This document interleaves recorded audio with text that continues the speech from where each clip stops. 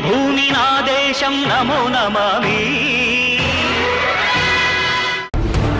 ఏమైంది నా దేశానికి, ఏమవుతోంది ఈ సమాజానికి? ఒకడు ఉగ్రవాదుల పక్షాన ఉంటాడు, వేరొకడు ఈ దేశమే నాది కాదంటాడు. కడుపు రగిలిపోతోంది కదూ భారతీయతపై, మన సంస్కృతిపై జరిగే దాడులు చూస్తుంటే గుండె భగ్గుమంటోంది కదూ. గొంతెత్తి అరవాలనిపిస్తోంది కదూ. మీ గొంతు మేమవుతాం, భూగోళం ప్రతిధ్వనించేలా గర్జిస్తాం. పుణ్యభూమి నా దేశం నమో నమామి. ఇండియా గురించి చూసినట్టయితే ఒక కొన్ని సంవత్సరాల క్రితం చరిత్ర చూసి ప్రజెంట్ జనరేషన్ ఇప్పుడు జరుగుతున్నటువంటి దాని గురించి కంపేర్ చేస్తే ఆ వేరియేషన్ అనేది చాలా వ్యాస్ట్గా ఉంటుంది. ఎగ్జాంపుల్ చెప్పాలి, ఒక హిస్టరీ తీసుకుందాం. ఒక కొన్ని సంవత్సరాల క్రితం ఇండియాలో జరిగినటువంటి ఇన్సిడెంట్స్ కానివ్వండి, ఇండియాకు ఉన్నటువంటి ఒక చరిత్ర కానివ్వండి, ఇండియా ఒక వరల్డ్లో స్టేటస్ కానివ్వండి, చాలా మటుకు చాలా విషయాల్లో ఇండియా నుంచి ప్రొడక్ట్స్ ఎక్స్పోర్ట్ అయ్యేటివండి. సో ఇప్పుడు వచ్చేసి ఇండియాకు ఉన్నటువంటి స్థాయి ఇంపోర్ట్ చేసుకునే స్థాయి వరకు దిగజారింది. అట్ ద సేమ్ టైం ఏంటంటే మనకు కూడా కొన్ని ప్లేస్లలో కొన్నింట్లలో ఆల్రెడీ మనం కూడా నెంబర్ 1 పొజిషన్లో ఉన్నాం. నెంబర్ 1 పొజిషన్ ఏంటంటే ఎయిడ్స్లో, అలాగే కరప్షన్లో. సో వీటిలో మన ఉంది. సో నేను చెప్పేది ఏంటంటే కంపేర్ టు ప్రీవియస్ జనరేషన్, ఈ జనరేషన్కి వచ్చేసరికి మరి నా పుణ్యభూమి అయినటువంటి నా దేశం, నా భారతదేశం ఎందుకు ఇలా పడిపోయింది, దానికి కారణాలు ఏంటి అని ఒక సామాజిక బాధ్యత ఉన్న వ్యక్తిగా నేను చేసినటువంటి నా యొక్క ఆత్మ పరిశోధనలో నాకు తెలిసినటువంటి విషయం ఏమన్నా ఉంది అంటే అది కేవలం మనకున్నటువంటి ఒక బలహీనమైనటువంటి చట్టాలు మాత్రమే. చాలామంది గొప్పవారు, చాలామంది విద్యావంతులు, చాలామంది రాజకీయ నాయకులు వారు చెప్పిన దాని ప్రకారం ఫస్ట్ మనుషులు మారాలి, మనుషులు మారితే వ్యవస్థ మారుతుందని చెప్పారు. బట్ నాకు తెలిసింది ఏంటంటే మారాల్సింది మనుషులు కాదు, మనుషులు మారరు, వాళ్ళు అలాగే ఉంటారు. మారాల్సింది చట్టాలు. చట్టాలు కనుక మారినట్టయితే ఖచ్చితంగా మనుషులు అనే వాళ్ళు మారుతారు. చిన్న ఎగ్జాంపుల్, నిన్నటి మొన్నటి వరకు లేనిది ఈరోజు హెల్మెట్ కంపల్సరీ, లేదంటే ఫైన్ వేస్తున్నామని చెప్పారు. ఖచ్చితంగా ప్రతి వాళ్ళు హెల్మెట్ పెట్టుకొని తిరుగుతున్నారు అంటే మనుషులు మారలేదు. ఇక్కడ వాళ్ళ యాటిట్యూడ్ మార్చినది ఒక చట్టం మాత్రమే. సో అలాంటి ఒక చట్టాలు తయారైందనుకోండి, ఒక వీక్ చట్టాలు కాకుండా దేశ అభివృద్ధికి తోడ్పడేటటువంటి, మన దేశాన్ని ప్రగతి పథంలోకి నడిపించేటటువంటి చట్టాలు, అలాగే మన దేశాన్ని ఖ్యాతి ఘనకీర్తి చాటి చెప్పేటటువంటి చట్టాలు తయారు చేయబడితే ఖచ్చితంగా మన దేశం గత సంవత్సరంలో ఎలాంటి ఖ్యాతి, ఎలాంటి వైభవం ఉండేదో తిరిగి వస్తాయని నేను చెప్తున్నాను. పుణ్యభూమి నా దేశం నమో నమామి. మన ఎడ్యుకేషన్ సిస్టంలో చాలా వరకు మార్పులు వచ్చాయి. మార్పు అనేది రావాల్సిందే, మనం ఎక్స్పెక్ట్ చేయాల్సిందే. కానీ ఆ మార్పు ఎలా వచ్చింది, అది మనని ఎలాంటి మార్గం వైపు తీసుకెళ్తుంది అనేది వెరీ ఇంపార్టెంట్ క్వశ్చన్. సో ఈ మధ్యలో వచ్చినటువంటి latest pattern and CCE pattern, వీటన్నిటిని కనుక మనము అనలైజిస్ చేస్తే మనకు చాలా విషయాలు తెలుస్తుంది. ఒకటి నేను చెప్పేది ఏంటంటే, ఎవరైతే స్టూడెంట్ ఉన్నారో వాళ్ళు క్రియేటివిటీ వెనక కాకుండా ఒక బైహార్టింగ్ మెథడ్ చేస్తూ వాటి వెనుక పరిగెడుతున్నారు, ర్యాంక్స్ వెనుక పరిగెడుతున్నారు. దాన్ని ఒక పేరెంట్గా నేను కూడా ఒక స్టూడెంట్ది తప్పని నేను చెప్పను. ఎందుకు చెప్పను అంటే అసలు యాక్చువల్లీ మన సిస్టంలో అలా ఉంది. సో ఎన్నో రకాల కాంపిటేటివ్ ఎగ్జామ్స్, INTSO అంటారు, JEE, ఒకటి కాదు, నెంబర్ ఆఫ్ కాంపిటేటివ్ ఎగ్జామ్స్ మనం లెక్క పెట్టలేం. అలాంటి కాంపిటేటివ్ ఎగ్జామ్స్ అంత పెద్ద నెంబర్ మన ఏ కంట్రీలో కనబడదు ఎక్సెప్ట్ ఇన్ ఇండియా.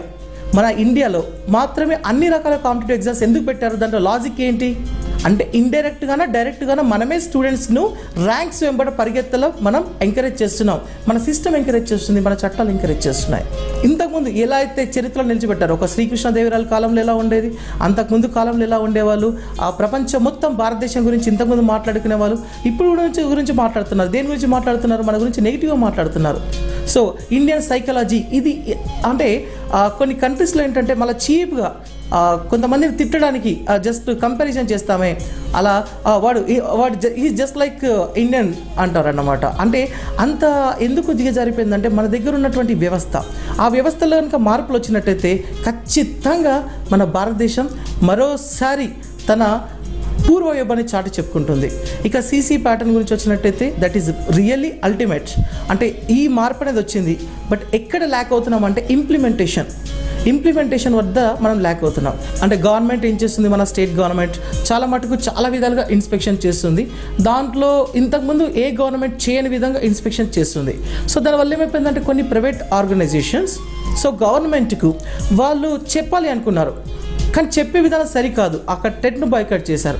నేనేమంటానంటే మన ప్రైవేట్ ఆర్గనైజేషన్ అది మీదని చెప్పట్లేదు, నేను కూడా I'm the part of private organizations, దాంట్లో డౌటే లేదు. నేను చెప్పేది ఏంటి, మన దగ్గర ఒక పర్ఫెక్షన్ ఉంది, మనం చేస్తున్న దాంట్లో నీతి నిజాయితీ ఉంది, మన విలువలు పాటిస్తున్నాం, మన దేశ అభివృద్ధికి తోడ్పడుతున్నాం అంటే ఎన్ని రకాల ఇన్స్పెక్షన్ అయినా మనం తట్టుకునే స్థాయిలో ఉండాలి. ఒక ఎగ్జామ్ బాయ్కట్ చేస్తున్నామంటే మన దగ్గర ఏదో లోపం ఉన్నట్టే కదా. అయినా ఇన్స్పెక్షన్స్ జరగకపోతే మనలో జరిగే లోపాలు ఎలా తెలుస్తుంది, ఎలా బయటపడుతుంది? సో నాకు తెలిసి ఏంటంటే చాలామంది స్టూడెంట్స్ ఫేస్బుక్లో పెట్టి నవ్వేసుకుంటున్నారు మన ప్రైవేట్ ఆర్గనైజేషన్స్ గురించి. అంత స్థాయికి మనం పడిపోవద్దని నేను కోరుకుంటున్నాను. సో ఇన్స్పెక్షన్స్ ఏదైనా కానివ్వండి, డేర్గా ఫేస్ చేద్దాం. సీసీలో వచ్చినటువంటి అప్డేషన్ మనం కూడా పాటిద్దాం. దాంట్లో జరిగినటువంటి మార్పులను మన స్టూడెంట్కి తీసుకెళ్దాం, స్టూడెంట్కు రీచ్ అయ్యేలా చేద్దాం. అండ్ మెయిన్ క్రియేటివిటీ బేస్డ్ టీచింగ్ను మనం డెవలప్ చేద్దాం. ఎప్పుడో బైహార్టింగ్ మెథడ్ కాదు, బైహార్టింగ్ మెథడ్కు స్వస్తి చెప్పాలి. క్రియేటివిటీ అనేది చాలా ఇంపార్టెంట్. ఇంతకుముందు జనరేషన్కు ఇప్పటికి చాలా డిఫరెన్స్ వచ్చింది. ఇంతకుముందు ఒక మహాత్మా గాంధీ గురించి అడిగేవారు, తన గురించి రాయమని చెప్పేవారు. ఇంకేదైనా నాయకుడి గురించి అడిగేవారు, రాయమని చెప్పేవాళ్ళు. బట్ ఇప్పుడు అలా చెప్పట్లేదు, వాళ్ళే ఆ డేటా మొత్తం ఇచ్చేస్తున్నారు. సో అండ్ సో పర్సన్ ఈరోజు జన్మించారు, ఈరోజు మరణించారు, తన సంథింగ్ ఇచ్చేసి కింద ఒక క్వశ్చన్స్ ఇస్తున్నారు. అంటే అసలు దాంట్లో ఉన్నటువంటి లాజిక్ ఏంటి? ఒక 20 years బ్యాక్ ఏ స్టూడెంట్కైనా that was very challenging task to gather such information. అంటే ఆ ఇన్ఫర్మేషన్ ఏదైనా గ్యాదర్ చేయాలంటే చాలా డిఫికల్ట్ టాస్క్. అందుకని ఏంటంటే వాళ్ళు అలా ఎక్స్పెక్ట్ చేసేవాళ్ళు. బట్ ఇప్పుడు ఏంటి, 1 click ఈజ్ మోర్ ఎనఫ్. ఒక 1 click కొడితే చాలు, ఏదైనా కానీ ఇన్ఫర్మేషన్ వచ్చి మనకు ఒక 1 second కూడా పట్టదు, 4G ఉంది కాబట్టి. ఇప్పుడు gathering information is not challenging task. ఇప్పుడు ఏంటి, understanding the information, understanding the data. So comprehension ఇది ఇంపార్టెంట్. అంటే స్టూడెంట్ డేటా కలెక్ట్ చేస్తున్నాడు, దాంట్లో ఎంతవరకు క్రియేటివిటీ ఉంది. సో దాన్ని తీసేసి ఇప్పుడు వచ్చినటువంటి CCE latest pattern is really wonderful. అది 99% చెప్పట్ల 10% స్టూడెంట్స్కి క్రియేటివిటీ డెవలప్ చేయడానికి డిజైన్ చేసిందే CCE. ఈ 3 yearsలో చాలా మటుకు చాలా ఇన్స్టిట్యూషన్స్లో ఆ CCE గురించి అప్డేషన్ కాలేదు. దాంట్లో జరిగినటువంటి మార్పును ఇంకా మనం తీసుకురాలేదు. ఆ తీసుకురాని మనకి ఇంకా స్టూడెంట్ కూడా రీచ్ కాలేదు. Just we are lacking. అవన్నిటిని రెక్టిఫై చేసుకొని ఆ జరిగినటువంటి మార్పులన్నింటినీ కూడా స్టూడెంట్ క్రియేటివిటీ డెవలప్ చేసే విధంగా చేయాలి. ప్రతి స్టూడెంట్ చాలామంది ర్యాంకులు వెంబడ పడుతున్నారు. ర్యాంకుల కంటే క్రియేటివిటీ ముఖ్యమని చెప్పాలి. ఒక పేద స్టూడెంట్ ఉన్నాడు, తనకు చాలా వర్త్ ఉంది, తను ఒక చాలా ఇంటెలిజెంట్ అనుకుందాం. అలాంటి స్టూడెంట్కు తన గోల్ రీచ్ అయ్యేంత వరకు గవర్నమెంట్ అసిస్ట్ చేయాల్సిందే. మనం ఏం చేస్తున్నామంటే గవర్నమెంట్ అసిస్ట్ చేస్తుంది. ఎలా? ఫీజు రీఎంబర్స్మెంట్ విషయంలో అసిస్ట్ చేస్తుంది. ఆ ఫీజు రీఎంబర్స్మెంట్ విషయంలో ఎలా అసిస్ట్ చేస్తుంది? క్యాస్ట్ని చూసి చేస్తుంది. నేనేమంటున్నానంటే క్యాస్ట్ చూసి కాదు చేయాల్సింది, ఆ విద్యార్థి యొక్క క్రియేటివిటీ అండ్ టాలెంట్, ఇంటెలిజెన్స్, వీటిని ఆధారంగా చేసుకొని తనకు ఫీజు రీఎంబర్స్మెంట్ ఇవ్వాలియా, లేదంటే తనకి ఇంకా ఏదన్నా ఫినాన్షియల్ అసిస్టెన్స్ ఇవ్వాలా, ఇవన్నిటిని చేయాలి. బట్ ఏంటంటే ఇది ఎక్కడ కనబడదు, ఏ కంట్రీలో కనబడదు, కేవలం మన ఇండియాలో మాత్రమే కనబడుతుంది. అంటే ఒక క్యాస్ట్ బేస్ చేసి మనము వాళ్ళకు ఫినాన్షియల్ అసిస్టెన్స్ ఇస్తున్నాం. సో దీన్ని తీసేసేంత వరకు డెఫినెట్లీ ఇండియా డెవలప్ కాదు. టాలెంట్ ఉన్న వాళ్ళకు తను సాఫ్ట్వేర్కు పనికిరారు, తను ఒక సివిల్ ఇంజనీర్కు పనికిరారు, వాళ్ళకు కూడా మనం ఫీజు రీఎంబర్స్మెంట్ ఇచ్చేసి ఏం చేస్తున్నాం, ఒక వాళ్ళను ప్రొఫెషనల్ చేస్తున్నాం. దేవర్ అన్ప్రొఫెషనల్, వాళ్ళకి ఆ స్కిల్స్ లేవు, వాళ్ళ ప్రొఫెషనల్ చేస్తున్నాం. ఏమవుతుంది, కట్టిన బ్రిడ్జ్ 2 రోజుల్లో చెప్పాల్సిన అవసరం లేదు. అంటే అక్కడ ఏమవుతుందంటే కొన్ని చట్టాల్లో సవరణ, మార్పులు అనేది కావాలి, అప్పుడే మనుషులు మారుతారు. డెఫినెట్గా మనం కనుక స్ట్రిక్ట్ ఉండేసి మనం చేసినట్టయితే, కొన్ని మార్పులు అనేది జరిగినట్టయితే ఆబ్వియస్లీ నేను చేంజ్ ఎక్స్పెక్ట్ చేస్తున్నాను. ఆ చేంజ్ అనేది జరిగే అవకాశం ఉంది. అంతేకాకుండా వేరే కంట్రీస్లో చూసినట్లయితే ఎడ్యుకేషన్ సిస్టమ్ చాలా డిఫరెంట్గా ఉంది కంపేర్ టు ఇండియా. ఇప్పుడు ఒక MBBS చేయాలి అంటే వేరే కంట్రీకి వెళ్తున్నారు, ఇంకా ఫర్దర్ కోర్సెస్ ఇంకా వేరే కంట్రీస్కి వెళ్తున్నారు. ఇంకా అసలు ఒకటి చెప్పాలంటే చాలా మటుకు స్టూడెంట్స్ అందరూ కూడా ఒక ఓవర్సీస్ ఎడ్యుకేషన్కి ప్రిఫరెన్స్ ఇస్తున్నారు. అంతేకాకుండా వాళ్ళు మంచి మంచి ఎడ్యుకేట్స్ అండ్ ఎవరైతే ప్రొఫెషనల్గా ఉన్నారో స్కిల్ఫుల్గా ఉన్నారో వాళ్ళందరూ కూడా విదేశాలనే సెటిల్ కావాలనుకుంటున్నారు. సో ఆబ్వియస్లీ ఏమవుతుంది, ఇక్కడ మనకు మంచి ప్లాట్ఫామ్ దెబ్బతింటుంది. మనం వాళ్ళకు అన్ని ఫెసిలిటీస్ ఇచ్చేసి వాళ్ళని ఒక టాలెంటెడ్గా తయారు చేసి వాళ్ళని ఒక ప్రొఫెషనల్గా తయారు చేసి వాళ్ళు ఇండియాకే సర్వీస్ ఇచ్చే విధంగా చేయాలి. అప్పుడు కనుక ఖచ్చితంగా చేంజ్ వస్తుంది. రూరల్ ఏరియాస్లో కూడా చాలా మంచి స్టూడెంట్స్, ఆనిముత్య లాంటి స్టూడెంట్స్ ఉన్నారు. మనకు కావాల్సింది ఏంటంటే ఒక ఇంప్లిమెంటేషన్, ఎగ్జిక్యూషన్ అనేది కావాలి. ఒక ప్లానింగ్ అనేది జరుగుతుంది, గవర్నమెంట్ నుంచి సరైనటువంటి ప్లానింగ్ జరుగుతుంది, బట్ ఎగ్జిక్యూషన్ వరకు దెబ్బతింటుంది. ఆ ఎగ్జిక్యూషన్ మనకి ఏం చేయాలి, అనేక రకాల చోట్ల సీసీ కెమెరాలు ఏర్పాటు చేస్తున్నాం. ప్రతి గవర్నమెంట్ ఇన్స్టిట్యూషన్లో సీసీ కెమెరా పెట్టాలి అండ్ బయోమెట్రిక్ పెట్టాలి. తను ఎప్పుడు వస్తున్నాడో, లేట్ వస్తున్నాడా, అర్లీగా వస్తున్నాడా, ఆ ఇన్స్పెక్షన్ అనేది పాసిబుల్ కాదు. నాకు కూడా తెలుసు దానిలో లోటుపాట్లు ఉంటాయి. ఇమ్మీడియట్గా బయోమెట్రిక్ పెట్టండి. గవర్నమెంట్ టీచర్స్ అందరూ ఇలా చేస్తే ఎగనిస్ట్ అవుతారు, ఓట్ బ్యాంక్ దెబ్బతింటుందా అని ఆలోచించకండి.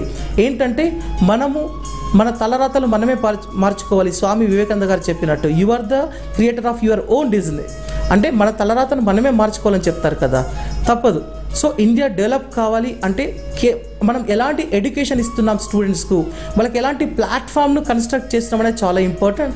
నేను చెప్పినటువంటి ఈ చేంజెస్ కనుక అడాప్ట్ చేసినట్టయితే డెఫినెట్లీ మళ్ళీ ఇంతకుముందు చూసిన ఇండియానే మళ్ళీ మనం చూస్తామని కోరుకుంటున్నాను. ఈ అవకాశం ఇచ్చినటువంటి నాకు భారత్ టుడే వారికి ధన్యవాదాలు తెలుపుతున్నాను. Thank you. అందరికి నమస్కారాలు. పుణ్యభూమి నా దేశం నమో నమామి.